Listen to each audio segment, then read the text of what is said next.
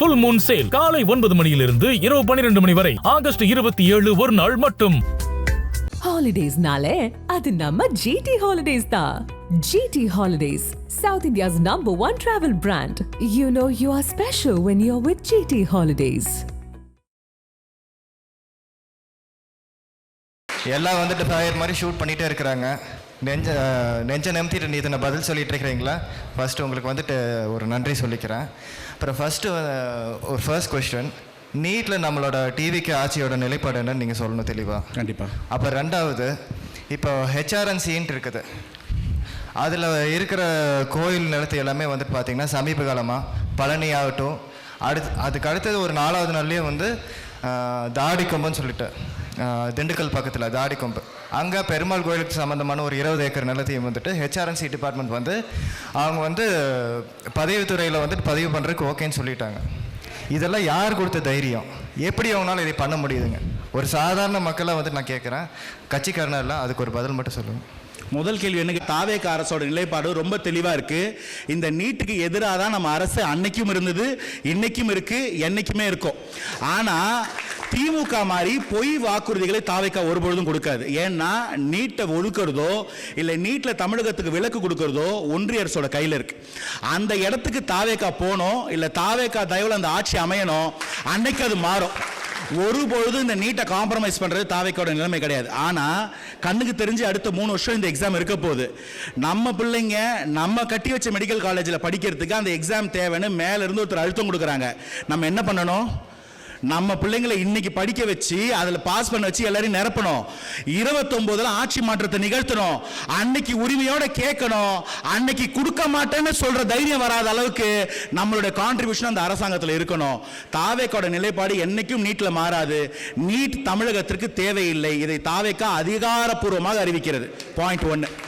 ரெண்டாவது, நீங்க கேட்ட அறநிலைத்துறையில இதுல நடந்திருக்கிற ஊழலை கேட்டோம்னா, இதுதான் இந்த சிவன் சொத்து குலநாசம் சொல்லுவாங்க. ஊரா வீட்டு காசுல நம்ம வீட்டுக்கு ஸ்வீட் செய்யறதுன்றது இதுதான். ஒரு இடத்துலயும், பழனி மட்டும் இல்ல, இப்ப நீங்க சொன்னீங்கல்ல அம்மன் கோயில், அது மட்டும் இல்ல, ஒரு இடத்துலயும் இது நடக்குது. அந்த சப்ரேஷ் சௌத்ரி அரெஸ்ட் பண்ண பாருங்க, அவர் ஹேபிச்சுவல். இன்னைக்கு வரைக்கும் அவர் மேல ஏகப்பட்ட FIR, பல FIRல அவர் ஜஸ்ட் வெயிட் பண்ணிட்டு இருக்காரு தண்டனைக்கு. இதை ஒரு ஆர்கனைஸ்டு கிரைமா பண்ணியிருக்கிறாங்க. இதை தீக்கிறதுக்கு தான் இன்னைக்கு CBCID தலைமையில் அண்ணன் ஒரு கமிட்டி அமைச்சிருக்காங்க. ரெண்டாவது, ரெவென்யூ கமிட்டி ஃபார் லேண்ட், கோவில் நிலத்தை மொத்தமாக சீர் பார்க்கறதுக்கும் அது அளவுகள் பார்க்கறதுக்கும் ஹிஸ்டாரிக்கா ஒன்று இருக்கும். நம்ம வரலாற்றில் 1950 55 ஒரு சென்சர் எடுத்திருப்பாங்க, சர்வே எடுத்திருப்பாங்க. அன்னைக்கு இருந்த நிலைமையில 2026 எத்தனை லட்சம் ஏக்கர் காணாம போயிருக்கு. அதோட மதிப்பு என்ன, அதுக்கு என்ன வரி வரணும், வாடகை வரணும், யார்கிட்ட இருக்கு, அதை மீட்கணும்னு 2 கமிட்டி போட்டிருக்காங்க. முந்தானத்து நடந்த ஒரு சின்ன எக்ஸாம்பிள், ஒரு கம்பெனி வடபழனி கோயில் நிலத்துல ஒரு கடையை நடத்துறாங்க, பெரிய நிறுவனம். ரொம்ப நாளா எங்களுக்கு வந்து வாடகை பாக்கி அரசாங்கத்துக்கு, அதை ஏதாவது பண்ணி கொடுங்க, தள்ளுபடி பண்ணுங்கன்னு வந்து நம்ம அறநிலையத்துறை அமைச்சரை கேட்குறாங்க. அண்ணன் ரமேஷ் கிட்ட என்ன சொல்லியிருப்பாரு நினைக்கிறீங்க? நம்ம நாளைக்கு என்னன்னு பார்க்கலாம்னு சொல்லி அனுப்பிச்சிட்டாரு. காலையில் அவங்க ஆஃபீஸ்க்கு வரதுக்குள்ள நம்ம HRNC டிபார்ட்மெண்ட் போய் ரைடு, 16 கோடி ரூபாய் வரி பாக்கி மொத்தமாக அன்னைக்கு சாயந்தரமே வசூல் பண்ணியாச்சு. ஒரே ஒரு நிறுவனம், ஒரு கோயில் நிலம், ஒரு லேண்டில் 16 கோடி ரூபாய் பாக்கி. இப்போ புரியுதுங்களா யார் பாக்கி வச்சதுன்னு? ஒத்த பைசா பாக்கி இல்லாமல் பிரிச்சு மூடி எல்லாத்தையும் மீட்டெடுப்போம். அதுல இருந்தே எத்தனாயிரம் கோடி வரப்போகுதுன்னு தேடிக்கிட்டு இருக்கோம். அந்த ரிப்போர்ட் சீக்கிரத்தில் வெளியே வரும். ஒவ்வொரு டிபார்ட்மெண்ட் 45 டிபார்ட்மெண்ட்டுக்கும் ஆடிட் நடந்துட்டு இருக்கு. 3 டிபார்ட்மெண்ட் முடிஞ்சிருக்கு. 3 இத்தத்தண்டி புக்கு. அந்த டிபார்ட்மெண்ட் ரிப்போர்ட் எல்லாம் இந்த பட்ஜெட் கூட்டத்தொடருக்குள்ளே முதல்வர் வாசிப்பாரு. நிறைய சர்ப்ரைஸ் வெயிட்டிங், தவறாம வாட்ச் பண்ணுங்க. அவ்வளவுதான் சொல்லுவேன். எங்களால நேரடியா மக்கள் கிட்ட கேட்டு வாங்க முடியாது. கேட்கும் போதெல்லாம் ஒவ்வொரு தடவையும் பிரச்சனை தான் வரும். எனக்கும் மக்களுக்கு நாம நேரடியா மக்கள் தொடர்புல இருக்கிறப்போ அதிக பிரச்சனைகளை சந்திச்சுட்டு இருந்தோம். எதுக்கு இவ்வளோ ஃபீஸ் கேட்குறீங்க? கவர்மெண்ட் ஃபீஸ் 9% தான். கவர்மெண்ட் வேல்யூல 99% நம்ம கவர்மெண்ட் கட்டிடுறோம்.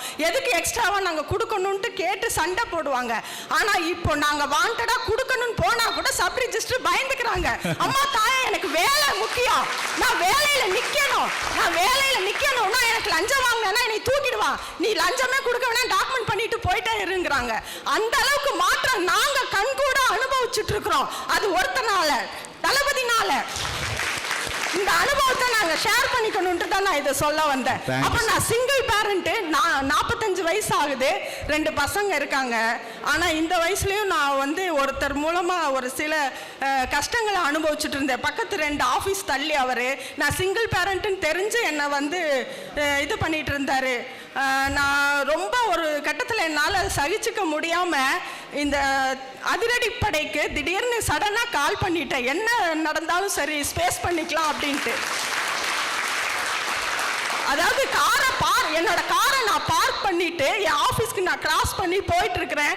ஏத்தாப்புல ஜீப்பில் என்னை ஏற்ற வரான். என் மேலே அவ்வளோ கொலை காண்டில் இருக்கிறான். என்னால் சடனாக என்ன பண்ணணும்னு தெரியல. சடனாக ஃபோன் எடுத்து அதிரடிப்படைக்கு ஃபோன் பண்ணிவிட்டு நான் ஆஃபீஸ் போய் உட்காந்து வேலை பார்த்துட்டு இருக்கிறேன். அடுத்த அரை மணி நேரத்தில் என் ஆஃபீஸ் வாசலில் வந்து வண்டி நிற்கிது. எனக்கு நம்பவே முடியல. உள்ள வந்து என்னை வந்து அவ்வளோ அன்பாக விசாரிச்சு என்ன பிரச்சனைமா, என்ன உங்களுக்கு துன்பம் கொடுக்குறாங்க, என்ன பிரச்சனை அப்படின்ட்டு வந்து அவரையும் போய் விசாரிச்சு அவரையும் மிரட்டிட்டு நீங்கள் வந்து ஸ்டேஷனில் கம்ப்ளைண்ட் கொடுங்க, நான் எஃப்ஐஆர் ஃபைல் பண்ணுறேன்னு சொன்னாங்க. நான் இந்த அளவுக்கு ஒரு எக்ஸ்பீரியன்ஸ் எல்லாமே தளபதி ஆட்சியில் என்னால் இது பண்ண முடியுது, என்ன நான் காப்பாற்றிக்க முடியுது. இன்னுமே எனக்கு கான்ஃபிடென்ட் அதிகமாகுது. சிங்கிள் பேரண்ட்டாக இந்த சமுதாயத்தில் நான் இன்னும் அதிகமாக என்னோட சாதிக்க முடியுங்கிற நம்பிக்கை எனக்கு வந்திருக்குது. ஓகேங்களா? இதை நான் ஷேர் பண்ணிக்கணும்னு தான் நான் இப்போ பேசினேன். ஆக்சுவலி நான் உங்களை சகோதரின்னு சொன்ன தப்பு. அந்த சிங்க பெண்களுக்கு ஒரு பலமான கைத்தட்டல் கொடுங்க. இந்த எல்லாமே ஒரே ஒரு மாற்றம் தான், எங்க அண்ணன் ஆட்சிக்கு வந்துட்டான்ற தைரியம். வேற ஒன்றும் இல்லை. இவனை சொன்னா இவன் அவனை கை காட்டுவான், அவனை சொன்னா எங்கிருந்தோ போன் வரும்னு ஒரு பயம். இன்னைக்கு எங்க இருந்து போன் வராது, நேரா சிங்கப்பெண் படை மட்டும் வரும்ன்ற தைரியம். கான்பிடென்டா இருங்கக்கா, இதுக்கப்புறம் இதுதான் நிலைமை. அவரால் இதுக்கப்புறம் உங்களை தொடவே முடியாது. கான்பிடென்டா சொல்ற சிங்கப்பெண் படை மட்டும் கிடையாது, இங்க ஒரு சிங்க கூட்டமே இருக்கு, உங்களை சுத்தி பாதுகாப்பா நிற்கும். சார் வணக்கம். சார் வணக்கம். வணக்கம் மேம். நெக்ஸ்ட் ஜென்ரேஷனில் நீங்கள் லேடிஸ் எல்லோரும் உள்ளே வரோன்னு நினைக்கிறீங்கன்னா, உண்மையாகவே உள்ளே வந்து டிவி கேட்காகிற லேடிஸ்க்கு ஒரு பிரச்சனைனா யாருமே வரலிங்களே. இப்போ நான் ஆக்சுவலாக எலெக்ஷனுக்கு முன்னாடி இருந்து டிவி கேக் சப்போர்ட் பண்ணுறேன். நான் கட்சியில் எந்த பொறுப்புலையும் இல்லை, ஒரு சாதாரண பொதுமக்கள் ஒருத்தியாக தான் நிற்கிறேன். எனக்கும் தளபதி ரொம்ப பிடிக்கும். தளபதி பிடிக்குங்கிறத விட உண்மையாகவே தமிழ்நாட்டில் ஒரு மாற்றம் வரணும், யாராவது ஒருத்தவங்க வந்து நல்லது செய்ய மாட்டாங்களான்னு எதிர்பார்த்ததில் நானும் ஒருத்தி. எலெக்ஷன் டைம்லேயே நான் தளபதிக்காக நிறைய வீடியோ போட்டிருக்கேன். எனக்கு தெரிஞ்ச நிறைய பேர் இதில் கூட என்னை பார்த்துருப்பீங்கன்னு நினைக்கிறேன். ஆனால் நிறையா பேர் என்னை ரொம்ப ஆபாசமாக தாக்குதல் நடத்தும் போது, இதுக்கு முன்னாடி ஒரு வீடியோலேயும் நிறையா பிரச்சனை வந்தது. அப்போ திருப்பூர் குரூப்பில் கூட என் பேர் இருந்தது. இந்த மாதிரி எனக்கு ஒரு பிரச்சனை ரொம்ப பேசுகிறாங்க, நான் செங்கோட்டையனையாவது சந்திக்கிறதுக்கு கூட எனக்கு ஒரு வாய்ப்பு இருக்குமான்னு மெசேஜ் போட்டேங்க. ஆனால் யாருமே ரிப்ளை பண்ணல. ஒரு ரிப்ளை பண்ணியிருந்தா கூட எனக்கு மனசு அறி இருக்கும், ரிப்ளை பண்ணல.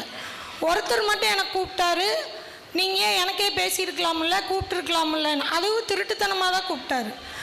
ஏங்க இப்படி கூப்பிட்றீங்க, நீங்கள் அதிலே ரிப்ளை போட்டிருக்கலாமில்லன்னு சொன்னதுக்கு, இல்லை நாங்கள் யாருமே அதில் போட மாட்டாங்க, அதில் கூப்பிட முடியாது, தனியாக தான் கூப்பிட முடியும், நான் சத்யபாமா மேம்கிட்ட அப்பாயின்மெண்ட் வாங்கி தரேன்னு சொன்னார். அதுக்கப்புறம் அவர் இன்னை வரைக்கும் கூப்பிடலைங்க. இப்போ 2-3 நாள் முன்னாடி கூட நான் வீடியோ போட்டதுக்கு கிட்டத்தட்ட ஒரு 10,000 கமெண்ட்டுங்க. 10,000 கமெண்ட்டில் ஒரு 8,000 கமெண்ட் என்னை வார்த்தை பேசி தான் இருக்கும். அதுபோக என்னை எடுத்து போட்டு நிறையா ட்ரோல் பண்ணி போடுறாங்க. இப்போது புதுசாக லேடிஸ் வரணும்னு சொல்கிறீங்கன்னா, இப்போ என்ன பார்க்குறாங்கன்னா எப்படி வருவாங்க? நீங்கள் உண்மையாகவே சப்போர்ட் பண்ணுற லேடிஸ்க்கு டிவிகே குரூப்பில் என்ன பண்ணுறீங்க? நீங்கள் வளர்க்கணும்னு நினச்சிங்கன்னா, இப்போ இந்த டிவிகேல திருப்பூர் மாவட்ட செயலாளர்கள் இருப்பாங்கள்ல, என்னை வந்து கான்டாக்ட் பண்ணியிருக்கலாங்கள்ல. யாரோ ஒருத்தங்க டிவிகேக்கு சப்போர்ட் பண்ணி பேசுகிறாங்க, யார் என்னன்னு பார்த்து நீங்கள் என்னை குரூப்பில் ஆட் பண்ணணும், பேசணும். எதுவுமே பண்ணல. நான் திருப்பூரில் இருக்கிறான்னு கூட யாருக்கும் தெரியல. அப்போ எப்படி நீங்கள் டிவிகே கட்சி வளர்ப்பீங்க? எனக்கு ஒரு எலெக்ஷனுக்காக பேசினவங்களை விட இப்போ வேற கட்சியிலேருந்து உள்ளே வந்தவங்களோ, எலெக்ஷனில் தளபதி ஜெயிச்சதுக்கப்புறம் உள்ளே வந்தவங்க தான் இங்கே நிறைய பேர் இருக்காங்க. உண்மையாக உழைச்சவங்களாம் வெளியில் தான் இருக்கும், திட்டு வாங்கிட்டு ஆபாச தாக்குதலுக்கு நடுவில் தான் இருக்கும் இல்லைங்களா? அப்போ எப்படி மற்ற பொண்ணுங்க வருவாங்க? இப்போ ஒரு பொண்ணு அதை கட்டங்கட்டியே ஒருத்தன் இன்னைக்கு கமெண்ட் பண்ணுறான், நீ இன்னும் உயிரோடு தான் இருக்கியான்னு. அப்போ அவங்க டார்கெட்டே இதுதான். எந்த லேடிஸ் உள்ளே வராங்களோ, இல்லை யார் டிவிகேக்கு சப்போர்ட் பண்ணுறாங்களோ, கமெண்ட்டில் வச்சு அவங்கள அடித்து சாவடிக்கணும்னு நினைக்கிறாங்க. இத்தனைக்கு நான் எனக்குன்னு ஒரு மேக்கப் ஆர்டிஸ்ட்டு, நான் ஒரு ப்ரொஃபைலில் இருக்கிறேன், நான் அந்த வேலையை நம்பி தான் இருக்கேன். அப்போ என்னை அதை ஒழிக்கணுன்னே 10,000 கமெண்ட்டுக்கு மேலே பண்ணுறாங்கன்னா, அப்போ இந்த டிவிகே கட்சி என்ன தான் பண்ணுது? வெறும் நீங்கள் ஜெயிக்கிறீங்க தூபம் போடுறதுக்கு மட்டுமா, இல்லை நாங்கள் உங்களை ஜெயிக்க வைக்கிறதுக்கு மட்டுமா? தளபதிக்கு தெரியாமல் இருக்கலாம்.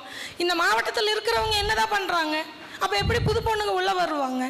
நீங்கள் தானே கண்டுபிடிக்கணும். இல்லாத ஒருத்தங்களை தேடுறீங்க, வாங்க கட்சிக்காக பேசுங்க. பேசினவங்களுக்கு நீங்கள் என்ன பண்ணீங்க? அப்போ ஒரு பிரச்சனைனா எங்களையெல்லாம் நட்டாத்தில் விட்டுருவீங்களா? நீங்கள் மட்டும் என்ன உள்ளே வந்தால் நாங்கள் எது பதவிக்கு வந்துடுவோம்னு நினைக்கிறேன். எங்களுக்கு உங்கள் பதவியே தேவையில்லை. நாங்கள் பதவிக்காக வரல, தளபதிக்காக தான் பேசணும். தளபதிக்காக தான் இன்னும் பேசுவோம். ஏன்னா கட்சிக்குள்ளேயே இல்லை, வெறும் நான் உறுப்பினர் தான். ஏன் வந்து பேச மாட்டேங்கிறீங்க? நாங்கள் இது உள்ளே வந்துடுவோம், நாங்கள் செயலாளர் ஆயிடுவோம், மகளிர் அணி தலைவர், எங்களுக்கு அது வேணாம்ப்பா. நாங்கள் அதுக்காக தளபதிக்கு சப்போர்ட் பண்ணல. பதில் வேணுமா? பதில் கண்டிப்பா வேணும். எப்போ கேப் விடுவீங்க? அந்த அளவு எனக்குள்ள ஆதங்கம் இருக்கு. இல்ல நீங்க சொல்லிட்டீங்க, எனக்கு பதில் சொல்லணுமே. இப்ப இந்த மீட்டிங் இருக்குதுன்னு கூட நான் வரல, உங்களை பார்த்தங்காட்டிக்கு தான் நான். இல்ல எனக்கு பதில் சொல்லணும் உங்களுக்கு, எனக்கு உங்களுக்கு பதில் சொல்லணும். உண்மை அதுதான். முடிச்சிட்டீங்களா?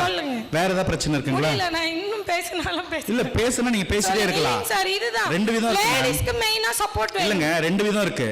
ஒன்னு பிரச்சனை, ரெண்டாவது அதுக்கு தீர்வு. ஒரு காயினோட ரெண்டு முகம்.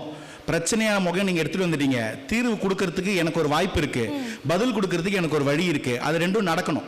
நீங்க சொல்ற அந்த ஒரு பிரச்சனையை நான் புரிஞ்சுக்கிறேன், அதை நான் ஒரு லைன்ல எழுதிக்கிறேன். திரும்ப திரும்ப அதே ஒரு லைன் எழுதிட்டு இருக்கிறது எனக்கு தீர்வா தெரியல. தீர்வுக்கு ஒரு வழி இருக்கு, அதுக்கு இந்த மேடையில இடம் இருக்கு. அதை நான் கொடுக்கட்டுமான்னு கேட்கிறேன். சொல்லுங்க. கொடுக்கட்டுமா? உட்காருங்க. ஒரு நிமிஷம் அவங்ககிட்ட மைக் கொடுங்க, அவங்ககிட்ட எனக்கு ரெண்டு கேட்க வேண்டியது இருக்கு. இது தொடர்பா நீங்க காவல்துறையவோ சிங்கப்பெண் அதிரடி திட்டத்துக்கு ஏதாவது கால் பண்ணிருக்கீங்களா, கம்ப்ளைண்ட் பண்ணிருக்கீங்களா? ஏன் சரி எப்படி மூவ் பண்றதுன்னு எனக்கு தெரியலங்க. ஏன்னா அந்த அக்கா கிட்ட கேளுங்க, அந்த அக்கா கிட்ட கேளுங்க தீர்வு. இல்லக்கா ஒரு நிமிஷம் இன்ஸ்டாகிராம்ல வர மெசேஜ் நான் வந்து தப்பா புரிஞ்சுக்காதீங்க. நான் வந்து உங்களை கார்னர் பண்ண ட்ரை பண்ணல.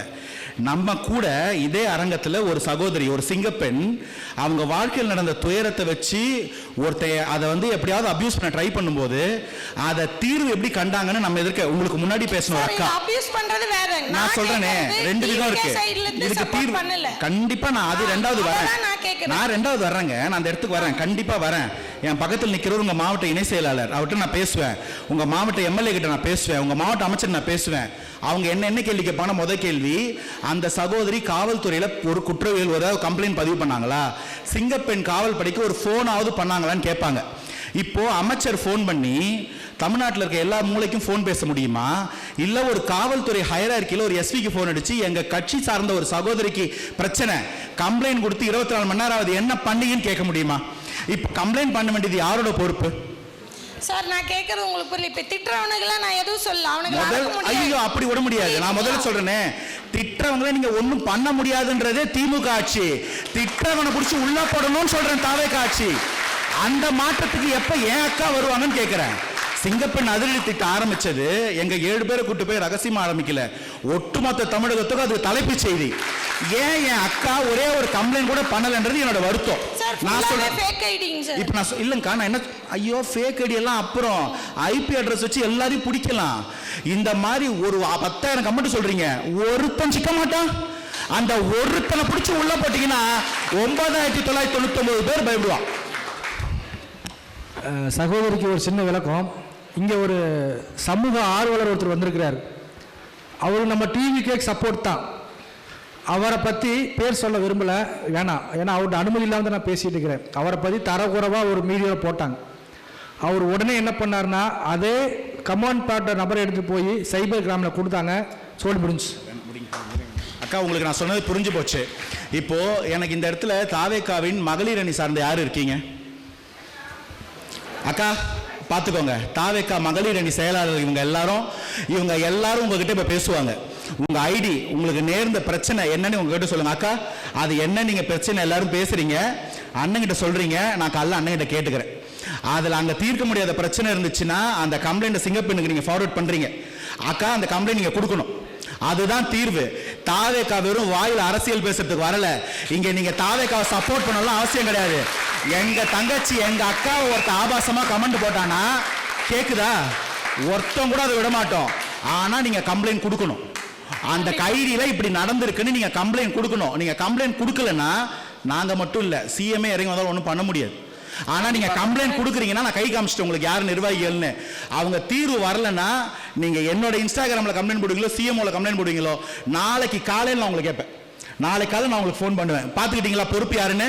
யார் உங்களுக்கு பொறுப்பு பார்த்துட்டீங்களா? இதுதான் இந்த நெக்ஸ்ட் ஜெனோட பிளானே. இங்க சொல்ல முடியாம புழுக்கத்துல உட்கார்ந்து இருக்கிறவங்களுக்கு இடம் கொடுக்கிறது தான் இந்த இடத்துல அந்த பிளாட்ஃபார்மே. ஆனா அது தீர்வு நோக்கி வரணும். சப்போஸ் அதுல யாருக்காவது பிரச்சனை இருந்ததுன்னா நம்மளுடைய மகளிர் அணி சேர்ந்தவங்க ஸ்டேஷன் போகணும் துணை கேட்டாங்கன்னா மாவட்ட செயலாளர் பிஸியா இருந்தாருன்னா பொருளாளர் கூப்பிடுங்க, பொருளாளர் பிஸியா இருந்தாருனாக்கா இணையமைப்பாளர் கூப்பிடுங்க, எல்லாரும் பிஸியா இருந்தாருன்னா அவங்க இருக்கிற எந்த சகோதரியாரும் கூட்டு போய் நாளைக்கு காலையில இந்த கம்ப்ளைண்ட் ஃபைல் ஆகும். இதுல மாற்று கருத்தே இல்லை. நாளை காலையில் இந்த கம்ப்ளைண்ட் ஃபைல் ஆகணும். அவங்க சம்பந்தப்பட்ட அந்த வீடியோ எனக்கு நைட்டுக்குள்ளேயோ காலைக்குள்ளேயோ கண்டிப்பா வேணும். அக்கா நான் இதை சீரியஸா எடுத்துக்கோங்க. நன்றி. நான் இதை சீரியஸா எடுத்துக்குவேன். இதெல்லாம் காம்ப்ரமைஸே கிடையாது. கமெண்ட் போட்டவன் தாவே காலை இருந்தா கூட விட்டு கொடுக்க மாட்டேங்க. கான்பிடென்ட்டா இருங்க.